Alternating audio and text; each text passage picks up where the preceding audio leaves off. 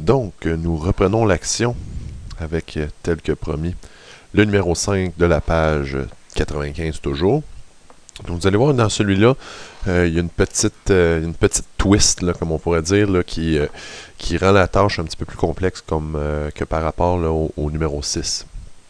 Donc, l'énoncé du problème, une lentille convergente à une longueur focale de 30 cm. On place un objet à 20 cm du foyer objet et on trouve une image virtuelle. À quelle distance de la lentille semble être située cette image? Donc, on cherche ici distance de la lentille entre l'image et la lentille. Donc, on cherche le paramètre Q. Donc, encore une fois, première étape, faire le schéma. Donc, je répète, là, pas besoin que ce soit du grand art là, ou de la grande précision. Quelque chose de simple et de rapide fera le travail, simplement pour avoir une représentation virtuelle, visuelle plutôt, de ce qui se passe dans la situation présente. Donc, j'ai illustré ici la lentille convergente, le foyer objet qui est à gauche et le foyer image qui est à droite. Donc, la lumière se propage de gauche à droite. Et là, ici, on est un peu embêté dans ce problème-là. Et c'est là, elle est là la fameuse pogne. C'est qu'on vous dit, on place un objet à 20 cm du foyer objet. Donc, je le place à 20, mais il y a deux côtés au foyer objet. Ou bien, je le place. Donc, je vais illustrer ici avec mon curseur. Juste, permettez-moi d'aller chercher mon stylet et d'ajouter la couleur, mettre la couleur noire ici. Donc, ou bien je le place à gauche ici, ou encore je le place à droite. Et là, on ne sait pas. Donc, je sais que je dois le placer. Donc, ça, c'est la distance entre le foyer et la lentille, c'est 30. Et la distance entre mon foyer et mon objet, c'est 20. Donc, soit que ça vient à 20 ici, ou ça vient 20 là, donc à 10 cm de la lentille. Mais, c'est quoi la bonne réponse? Comment je peux le faire pour le savoir? Ce que vous devez faire dans cette situation-là, c'est d'essayer les deux et de voir qu'est-ce que ça va donner. Donc, si j'essaye la première situation, où je place à 20, donc je vais y aller approximativement à l'œil, voici mon objet à 20, comme ça ici. Donc, je vais tracer les rayons, parallèle passe par le foyer, et passe par le centre, dévie pas. Vous voyez ici que j'obtiens une image qui est réelle, de l'autre côté de la lentille, une image réelle renversée. Ça peut pas être ça. Ça peut pas être ça. On nous spécifie dans le problème que c'est une image virtuelle. Donc, je vais effacer tout ça. Et on va voir si de l'autre façon, ça va fonctionner. Donc, je vais retourner à mon stylet. Donc, tentons maintenant de placer notre objet ici. Et appliquons les différentes règles. Donc, parallèle passe par le foyer image. Voilà. Et passe par le centre, ne dévie pas. Disons que c'est par le centre. Donc, les deux rayons ici ne se coupent pas de l'autre côté, du côté réel de la lentille, de l'image réelle. Donc, il faudrait que je les prolonge de telle sorte qu'ils se rencontrent à quelque part ici. Donc, vous aurez beaucoup plus de précision que moi là, qui fait ça à main levée. Donc, je vais utiliser du rouge pour illustrer l'image. Vous voyez ici, mon image se trouve comme ça. Donc, c'est clair que mon objet doit se situer à 20 cm ici, donc à la droite du foyer objet. Oui, c'est un 20 cm, croyez-moi ici. Donc 20 cm comme ça. Donc, j'ai la position, ça me permet de placer beaucoup plus facilement mon objet. Donc, allons-y avec la suite des choses. Je vais changer la couleur de mon encre, je vais mettre noir ici, et allons-y avec les données et les inconnus. Donc, pour commencer, j'ai différentes informations. Le fameux 20 cm à partir de mon foyer objet constitue le paramètre LO. Donc, on sait que LO est de 20 cm. Cette fois-ci, est-ce que c'est positif ou négatif? Donc, encore une fois, prenez le temps de vous poser la question. C'est pas pour rien qu'on fait la deuxième étape. C'est pour se poser les questions, éviter les erreurs de signes. Donc, je m'en vais voir dans ma convention des signes.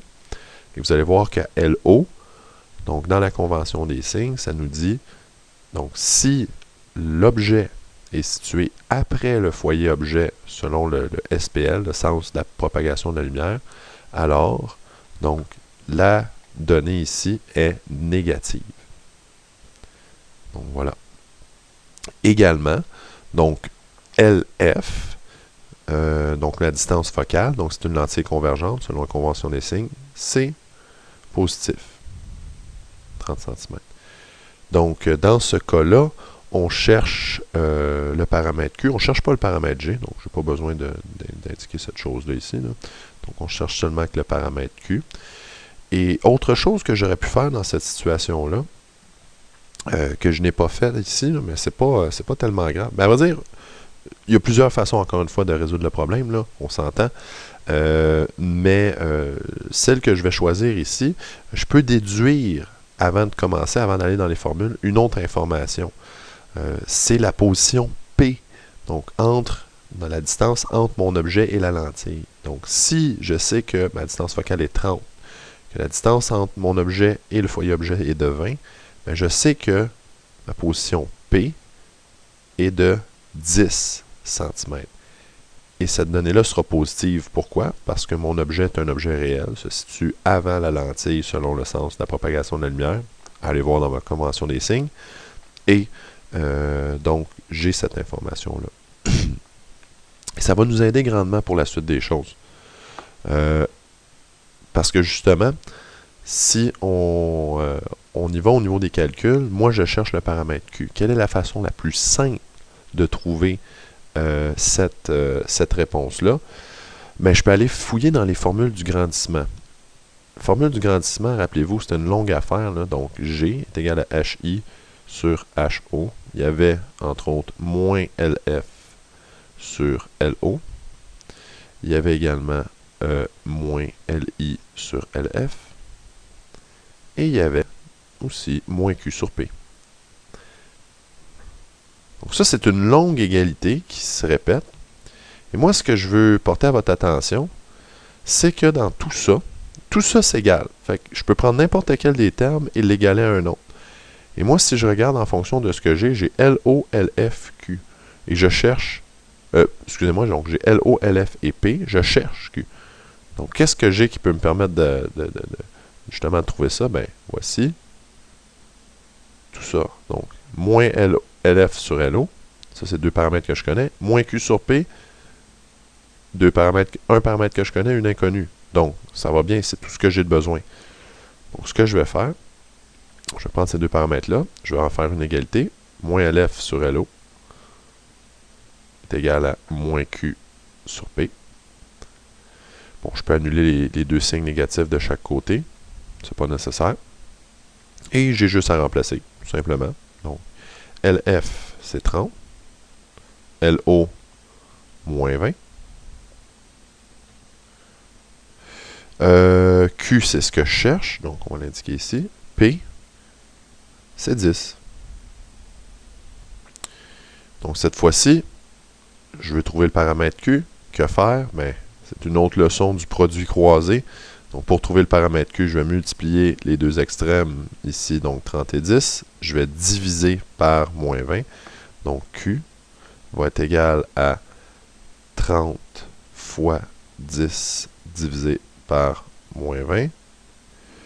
Et vous aurez compris que cette réponse-là, donc 300 divisé par moins 20, donc ça vous donne moins 15 cm. Encore une fois, devant ce résultat-là, je devrais toujours me poser des questions.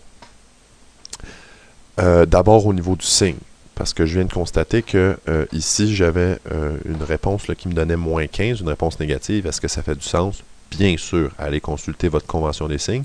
Vous y trouverez que tous les paramètres Q qui sont négatifs indiquent la présence d'une image virtuelle. C'est bel et bien ce qu'on a. Il ne faut pas trop se poser de questions à savoir là, le 15 cm, s'il est valable ou non. Je n'ai pas fait mon schéma ici à l'échelle. Et donc, je ne peux pas savoir la position exacte de mon image sur le schéma. Donc là, vous allez dire, oui, mais là, ma distance focale, c'est 30, donc ça voudrait dire que mon image n'est pas bien placée, puisque la position de l'image est de 15 cm à partir de la lentille. D'accord avec vous, mais comme je vous dis, on n'a pas fait notre schéma à l'échelle. Donc, c'est normal que cette chose-là ne fonctionne pas là, parfaitement. Donc, c'est ça. C'est des choses qui peuvent arriver là, à ce niveau-là lorsqu'on ne fait pas notre schéma de façon précise. Donc, c'est tout pour ce numéro-là. On va maintenant aborder la question des miroirs courbes. Et bien sûr, ça fera l'objet d'un prochain vidéo, donc le troisième et le dernier pour la période d'aujourd'hui.